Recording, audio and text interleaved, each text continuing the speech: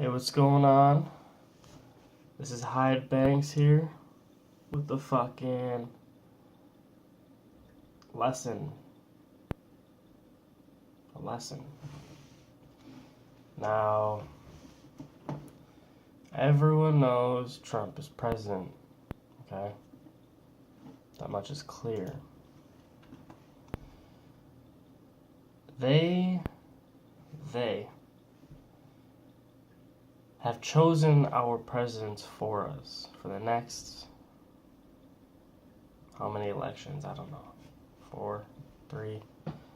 So, we have an issue here. Great issue.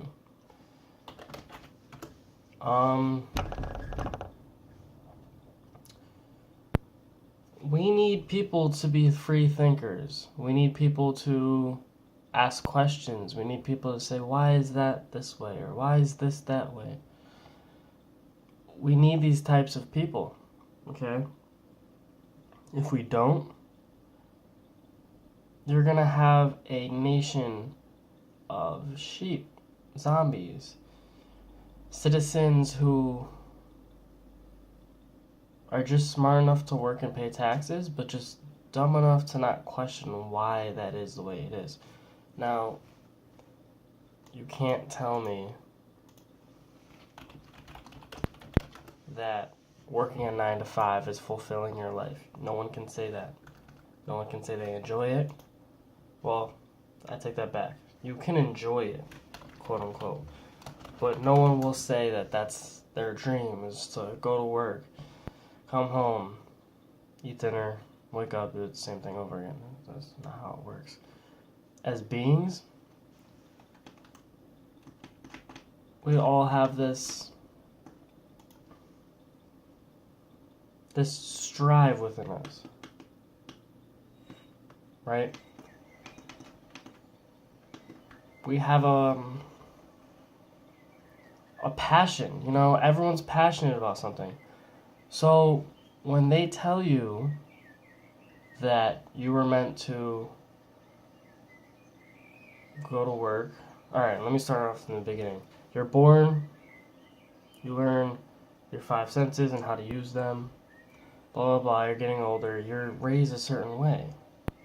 In school you're learning certain things. It may not be things that we agree with, but you're learning certain things.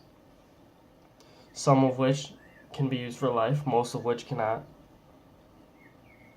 depending on what field you go into. But you're going down a track like this, right? That's the system. That's the system's way. You have to break out of the system here. The matrix is your mind. Your matrix is your perception.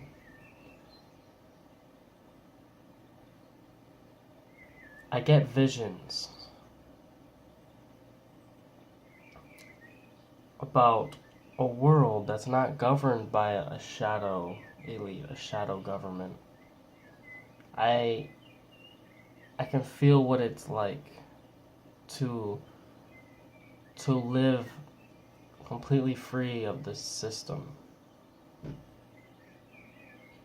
But with all these elections and the GMOs, the genetically modified organisms in our food, the chemtrails, Rockefeller,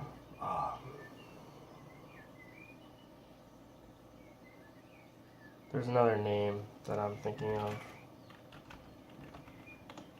It starts with an R, but it's another one of the top 1%. They all have us in a bind.